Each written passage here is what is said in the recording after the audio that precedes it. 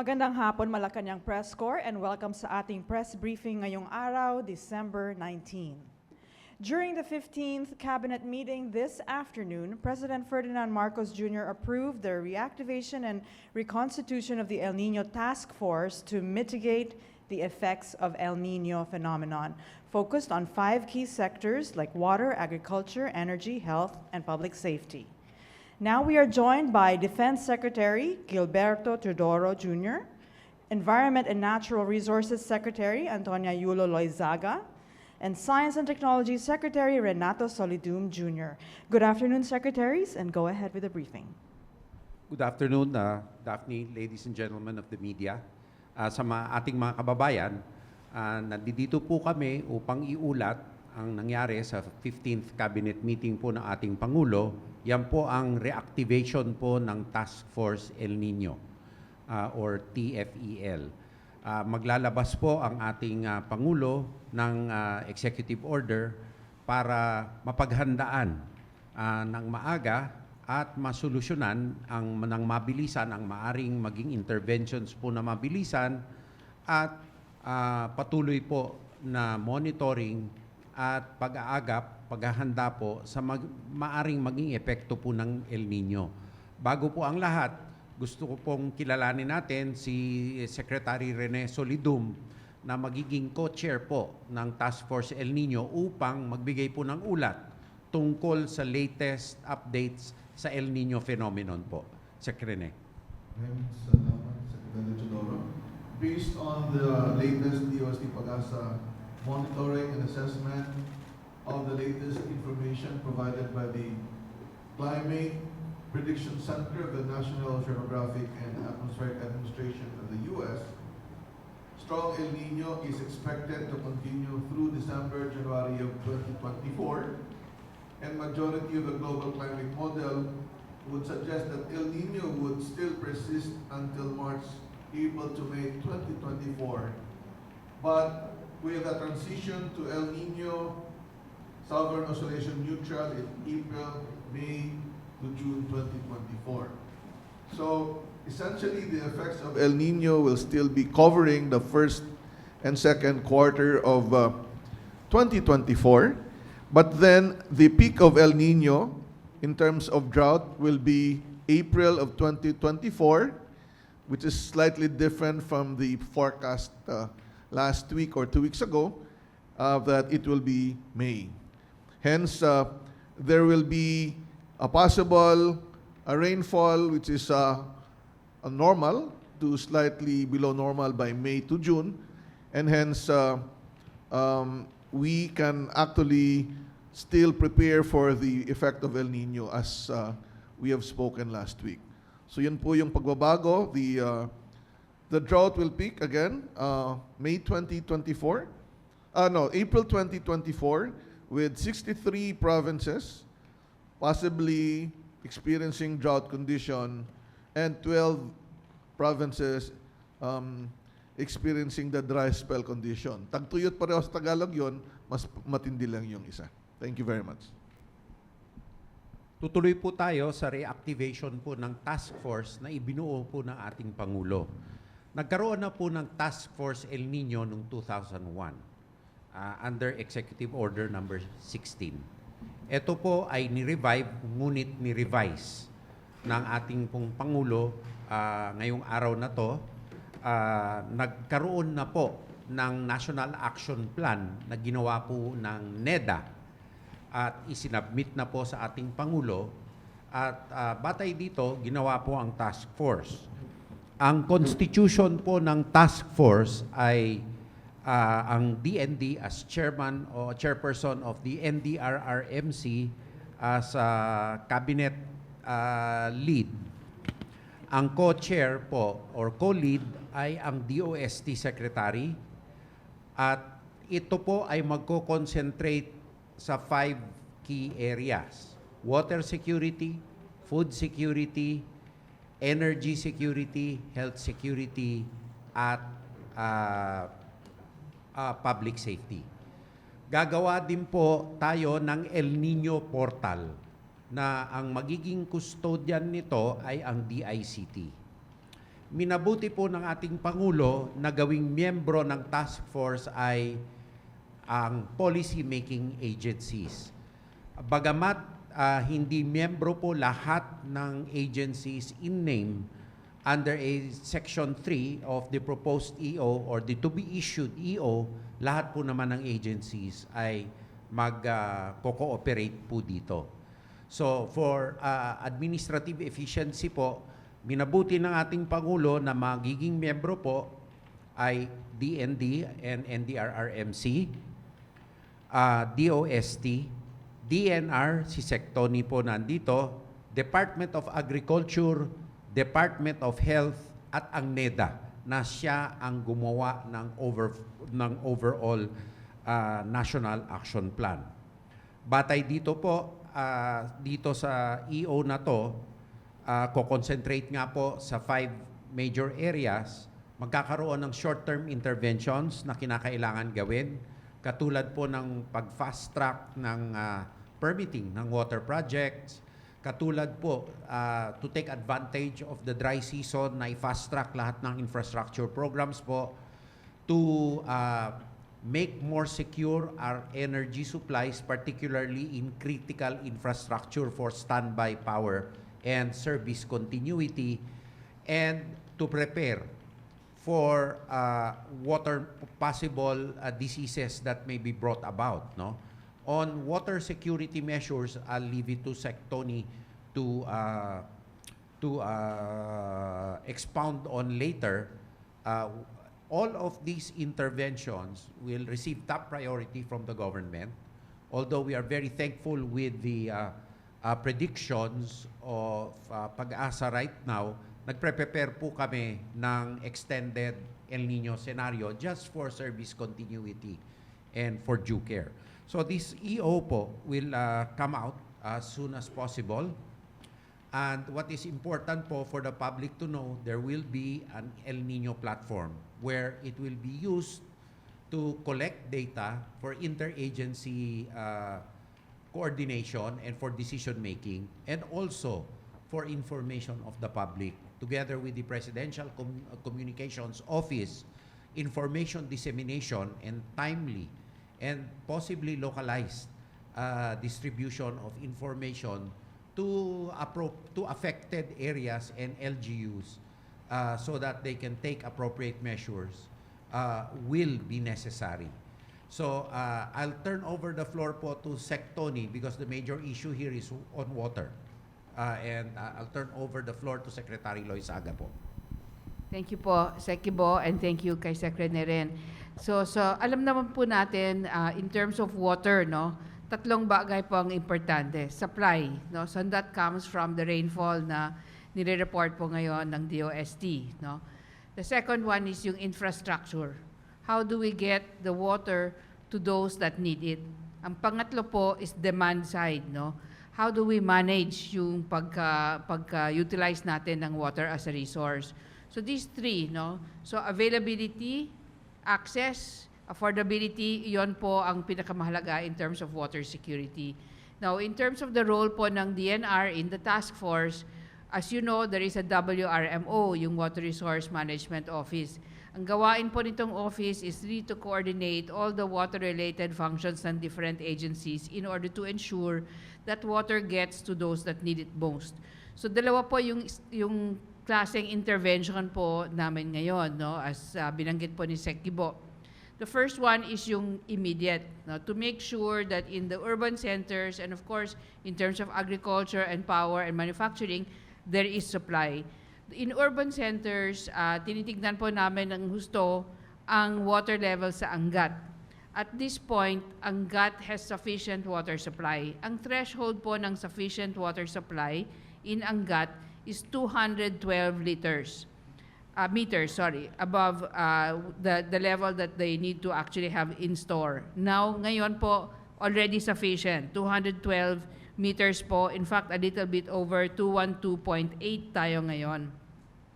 As you know, there are also infrastructure projects na inaugurate ni Presidente, in fact, last week, on water treatment of available water sources. No? So ito po, we are very, of course, interested in having private sector work very closely with us. So in the case of water treatment po, access of water from Laguna Lake for potable water, there are investments already that will be on stream as of next year. Yung inauguration po last week for the water treatment plant in Poblacion was for a plant that will process 150 million liters per day. At full capacity po, this can supply about 1 million people. By June next year, about 50 million liters per day will already be available. Also from this group of investors sa private sector, which are the Metro Pacific Group, there will be 2 more water treatment plants in Imus that will be on stream by 2024 and 2 more in Bacoor by 2025. So importante po ang water treatment kasi po may supply tayo but we need to produce the water as potable, as usable by those that need it. Isang probinsya po ang medyo ahead at siya pong tatamaan in terms of also the prediction or the forecast na ginawa po ng DOST, ang probinsya ng Cavite. So Cavite has had a very advanced approach to water security, and they will be bidding out a huge bulk water supply project already for the province starting in January. So may mga LGUs po, and napakahalaga po yung vision ng LGU chief executives dito kasi po sila po ang leaders ng frontline, no? In terms of achieving water security moving forward. In the long run po, we anticipate, no? And that's why we have already negotiated with NIA for the unutilized water rights to somehow be made available for future water projects. Nilaunch po namin ng DNR ang 135 potential water projects all over the country. Nakamapa ho yan, available ho yun, and now we would like to, of course, invite the interested parties. These are for the longer term. Right now po, in terms of the immediate, we are very much working with the private sector. There will be an inauguration for the construction of the 50 million liters per day East Bay Phase 1 water treatment in Pakil ng MWSS and Manila Water. Inauguration po yan will be first quarter of 2024. Construction of 600 MLD, New Centennial, ito po yung kaliwa, ongoing po siya ngayon. And of course, the construction of the new Wawa Dam project, which is also ongoing. So in terms of the short term and the long term, medyo covered po tayo lahat in terms of anticipation for water security. Thank you po. There are also key updates and interventions by the lead agencies. No? For example, the Department of Agriculture is going to implement the alternate wetting and drying program, the quick turnaround program, which involves several techniques for utilizing the space available for planting and also to maximize water. There has also been 743 kilometers of irrigation canals already improved out of the target 843.23 kilometers. Small-scale irrigation projects are being repaired and rehabilitated. Irrigation network services to save production in vulnerable areas rather are being implemented, and promoting and supplying ng native livestock and poultry through the PNAD program, Philippine Native Animal Development Program, and provision also of alternative livelihoods for and climate adaptive technologies for fisher folk. For the DOE, as of the 31st of this year, 23 new committed power projects and 3 battery energy storage systems are scheduled to come online in the first quarter of 2024. There is an ongoing development of an inventory and coordination of critical facilities, for example, hospitals, with emergency power needs, of which the essential agencies magko-coordinate po sila upang magkaroon ng backup and standby systems ang critical facilities. The NPC SPUG Luzon, meron po siyang 3 bagong unit ng 25 kilowatt trailer-mounted diesel generating sets. Araw-araw po minomonitor ang level ng dams and reservoirs under the NPC monitoring. Meron pong mga rainwater collection programs na ginagawa sa power plants, lalo na po sa Zamboanga. And continuous po ang coordination ng DOE sa DOST to ensure timely completion of projects. Pati po ang mga right-of-way issues na encounter po ng NPC ay ina-address po at they are also promoting, and this is also an intervention by DILG po, the campaigns on the dangers of grass fires and kite flying po, pag sumabit po sa alambre ang mga kites, no? And of course, they're advancing and promoting the use of energy efficiency and energy consumption reduction interventions. The task force on energy resiliency is now activated and conducts regular monitoring of the El Nino, as well as will give updates as necessary. For the DOH po, the Department of Health, the health effects of El Nino po, they will be conducting an information campaign. Ang potential po na diseases are food and waterborne dahil po sa init, at kung mag-reduce po ang water supply, pag hindi po maganda ang water systems, napapasukan po ito. Nagne-negative pressure po sa tubo, napapasukan po ng hindi malinis na liquids. Kaya po nagdudulot ito ng potential cholera, food poisoning, and to prepare for La Nina, kasi pag El Nino po tagtuyot, biglang uulan, baka naman po magka-dengue. Kaya po aagapan na po nila. And more importantly also, they are issuing memoranda on monitoring the readiness of health facilities in relation to El Nino. That's health facility preparedness for service continuity po para sa El Nino. At reporting process po on the monitoring of health facility preparedness during El Nino for DOH supervised hospitals and other critical health facilities. Sa DILG po, ang BFP po ay isang lead agency that will intensify fire prevention interventions to include also across agencies as appropriate yung water distribution facilities po. Pag kinakailangan po mag-distribute ng water together with the health component of these.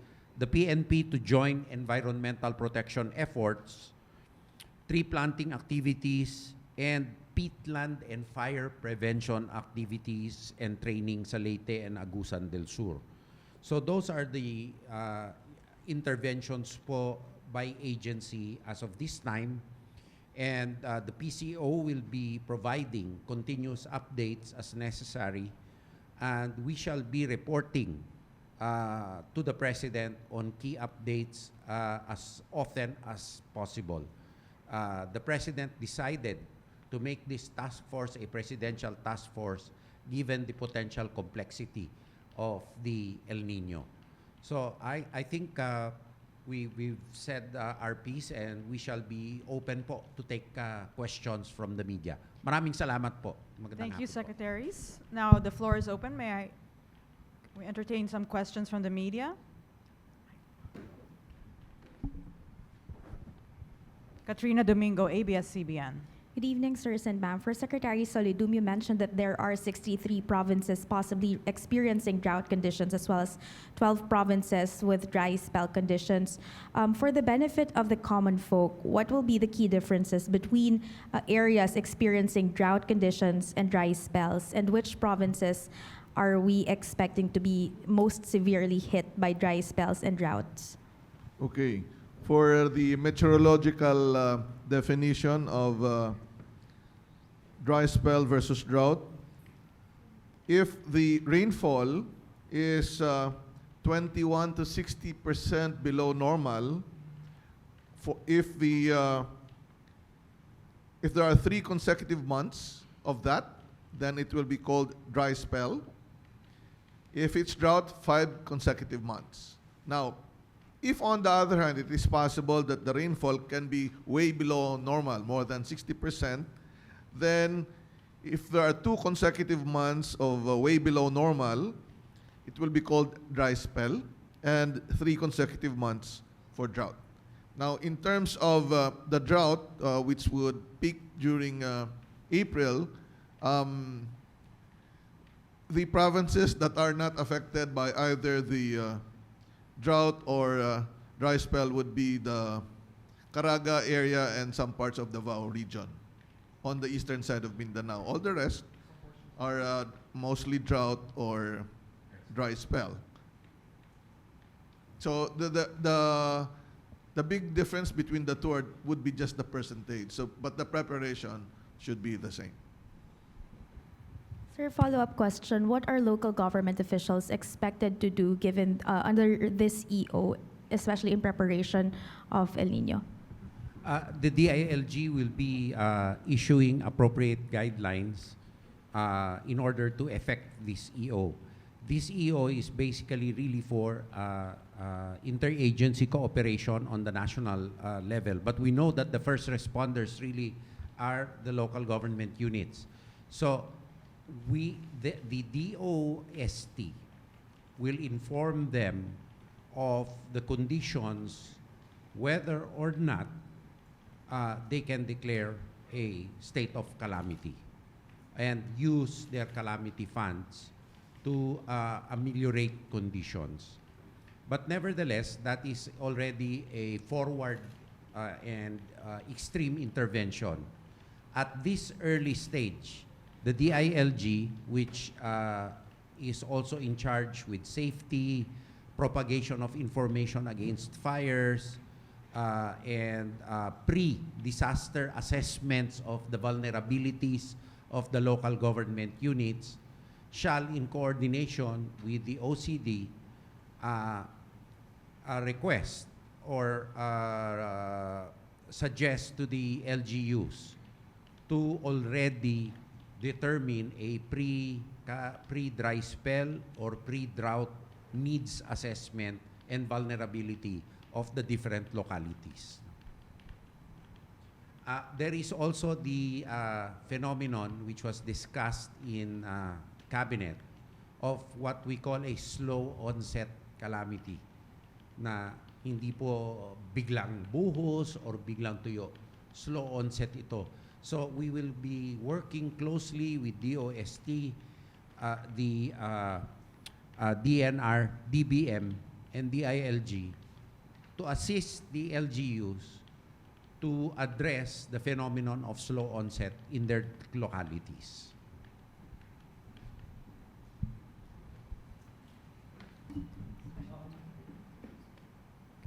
Sir, George Cahilas po, CNN Philippines. Sir, you mentioned about DBM.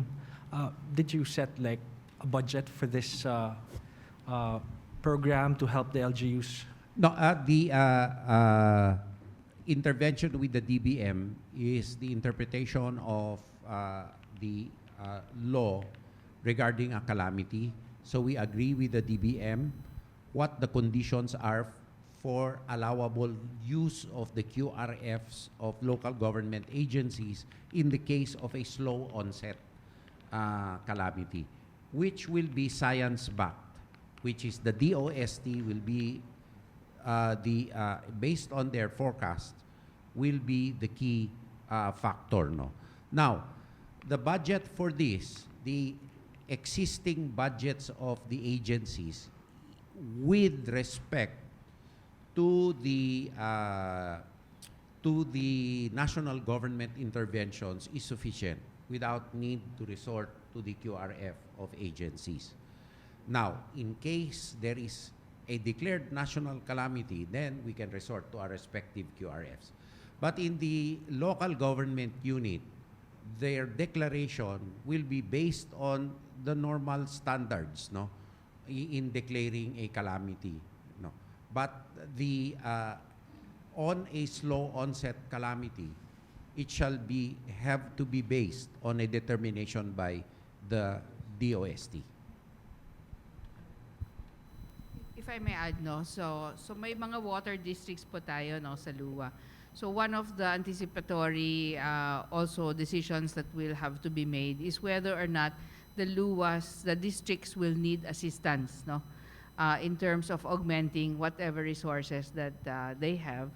So nabanggit na po, na-discuss na po na baka sakali may pangangailangan in terms of the water districts, they would be able to come forward and request for funding, for example, for additional gensets dito sa pag-operate nila sa kanilang mga facilities, or tracking support. For example, if they need to bring water to transport it to augment the supply in their particular district area. So, ina-anticipate rin po yan, and it has already been raised na baka posible po yung pangangailangan. We were assured too by Secretary Pangandaman that as on a needs basis, she will be open to assist us with the funding requirements. Thank you. We have a question from Tuesday New, DZBB. Hi, ma'am. Hi, sirs. Sir, you mentioned about some infrastructure projects na makatutulong para ma-mitigate yung matinding epekto ng strong El Nino by April next year. How would this be effective, sir, kung itatayo pa lang yung iba naman papatapos pa lang, o pang ano na to, hindi pa natin mapapakinabangan by next year? Meron mga magiging on-stream na proyekto by the first quarter of next year, so pakikinabangan na to, no? Meron immediate action items na itinalaga ang ating Pangulo, no? Yan ay yung katulad ng pag-rehabilitate ng mga irrigation canals, provision of additional backup capacity for the water districts, katulad ng sinabi ni Sec. Tony. Meron mga medium term and long term, no? So, meron mga magiging on stream by the first quarter of next year, right? And second quarter of next year. Kaya ito ay immediately mapapakinabangan. Now, sa medium term meron din, and sa long term, no? Kasi ito'y patuloy na proseso dahil uulit naman uli ito eh. So, ang infrastructure requirements, ngayon pa lang, inilalatag na ng Pangulo not only to address this El Nino, but for future cycles, no? Which is really important. Sir, if I may, Sec, if I may add, no? So, ang instruction rin ng Pangulo is to have our infrastructure investments be multipurpose, so that one investment in a kind of infrastructure can generate several values, no? Whether they are for flood control in the end, whether for irrigation, or eventually for water supply and distribution as well. So yung pagka-multipurpose po ng mga investments na ito is also one way to extract the optimal value from a single investment dito sa infra. Thank you. We have time for one more question. George Cahiles again, CNN. Just a clarification about the help po sa mga water districts. Will it be in the form of loan or actual assistance that will be free? Because I'm wondering about the status of struggling water districts who cannot afford to pay loans. Thank you. So the current thinking is that it will be in the form of soft loans that are possibly very low interest or no interest, no? So hindi pa ito set in stone. Ang interesado po kami in terms of the responsible use of the funds. So kung medyo free yung pagkalabas ng availability, no, we would like to have some optimal usage of whatever will be available. So, ang current thinking po is sana po soft loans ito, very low or no interest at all. So, hindi pa set in stone, pero ito yung thinking at the moment. Salamat. Thank you, ma'am. Okay, one more question. Vance Fernandez, Police Files. Good afternoon, sir. Does the Philippines have a permanent strategy for dealing with El Nino as it is expected to worsen in terms of frequency in the perceivable future due to climate change? Yes, the NEDA has an action plan that it has submitted to the President, which contains, as I said earlier, medium-term and long-term interventions, which are precisely to meet the recurring nature of El Nino and the variability of frequency of its occurrence. Sir, another question. How will you try to help or cope up with the problems of the farmers during this El Nino phenomenon? Because kasi sir, may mga dumadaing na wala silang irrigation in some places. Well, kaya nga pinag-utos na ng ating presidente is to rehabilitate and repair all NIA irrigation canals and the dams itself. There are other interventions that can be done which are under study right now to provide for water supplies for them. And the DA that's why it is part of this task force, although Secretary Laurel is now reporting to the cabinet and could not excuse himself from the full cabinet meeting. He will detail the interventions by the DA because food security and food production is one of the 5 concerns that will be addressed. It's only that the 3 of us were done reporting, so we could excuse ourselves from the full cabinet meeting. Thank you very much, sir. Katrina Domingo, ABS-CBN. Hi, sir. Follow-up question. Just to give our viewers a bigger picture, what's at stake here should the Philippines fail to address the effects of the dry spells and the droughts? Do we have a ballpark figure as to how much the country can lose in terms of agriculture and other sectors should the public and the private sector fail to cooperate with the government? No, we don't have a ballpark figure right now. Right now, we cannot have a ballpark figure basically because the modeling is, the basis will be the possible effects of El Nino as modeled. And the closer we are to the occurrence, then the more accurate the models become. So right now, it is not really useful to have a ballpark figure of potential damage to the economy and whatever sector. But we have a clear plan of action, organization, and strategy of the pre-deep onset interventions that the government needs to do. That's why the President made this a presidential task force so that adequate importance and urgency is given the initiative. Thank you very much. Thank you so much, Secretary Teodoro, Secretary Loyzaga, Secretary Solidum, and PCO Secretary Chele Garafil. Thank you so much. Magandang gabi, Malacañang Press Corps.